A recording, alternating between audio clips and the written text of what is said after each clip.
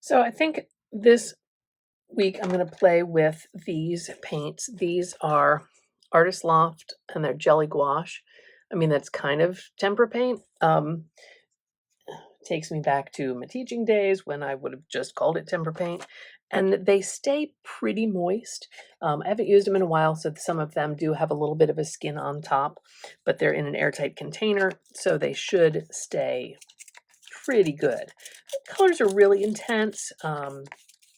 They do thin with water. They do mix well. So I'm just going to play with these because I don't really play with them very often. And I can mix all different kinds of yummy oceany colors, maybe some midnight sky colors, since my inspiration on this one is that salmon swimming upstream. Got the waveforms in, since it uses the currents and the moon cycles as part of its kind of homing navigation. So I'm just gonna play a little bit with paint.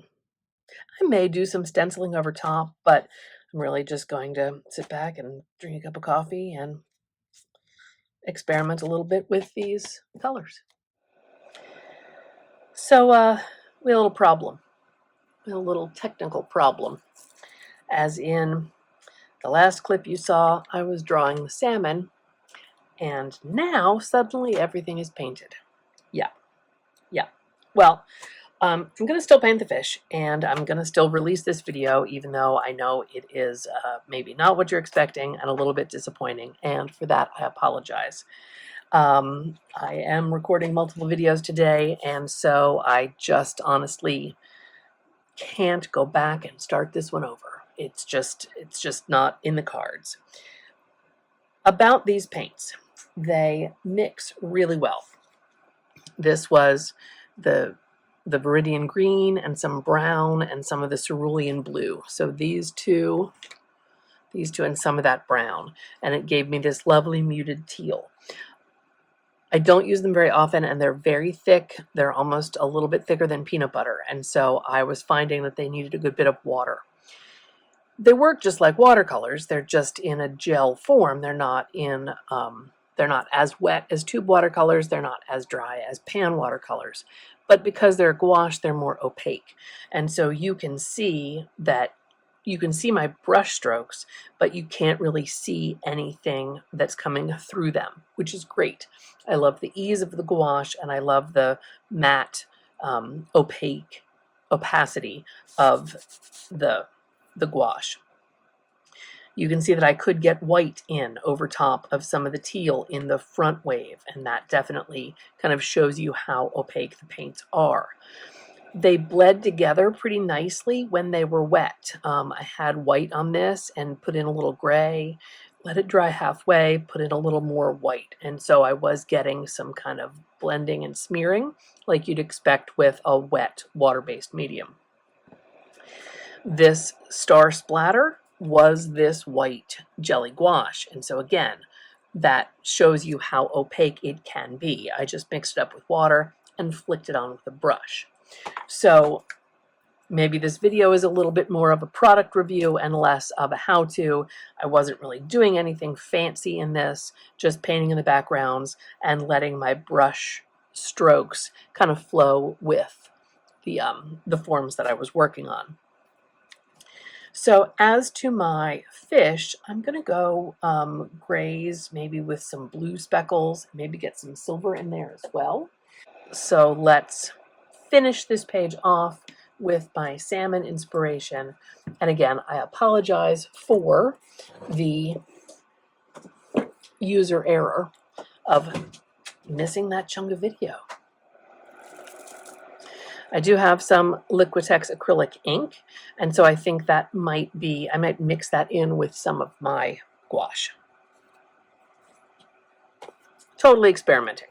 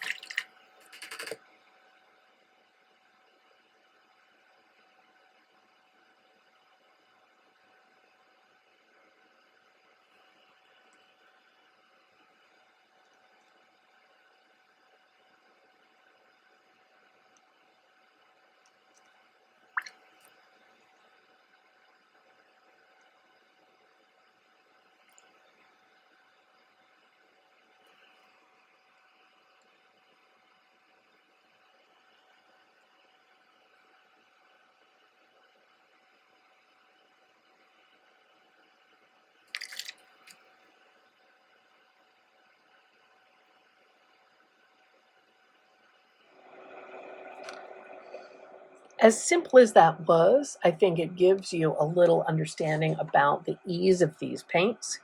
I don't think you can see the shimmer on this, but I laid that blue line down his back and then just tapped on it with a wet brush to kind of dissolve it and give myself some kind of scale texture. So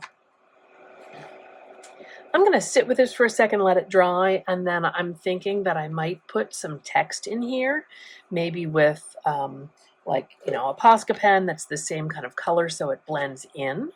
Maybe with a white gel pen so it kind of goes along the edge of the wave. Let me think on that and see what the text might read.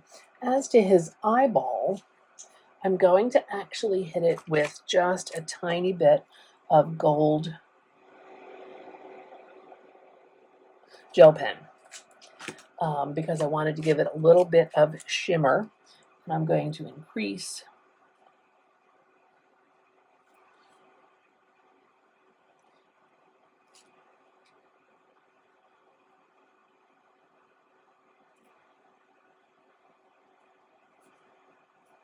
the shimmer in a few spots there as well.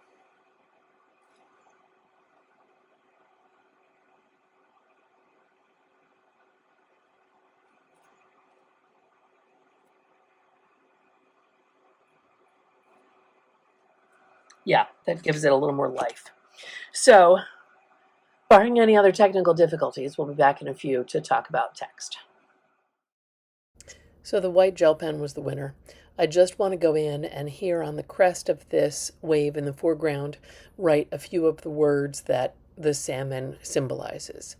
Determination, resilience, knowledge, wisdom, and at the very last minute I added cycles so that there was one more word where, there was just a little space. But I do think that this finished off the piece with a bit of context and just gave it a little extra bit of interest to kind of balance out the details in the salmon on the left. As always, please like and subscribe. I would love to have you back for next week's episode of Weekly Spark. And I'd love to hear your comments. So sorry for the snafus in this video, and I look forward to seeing you next week.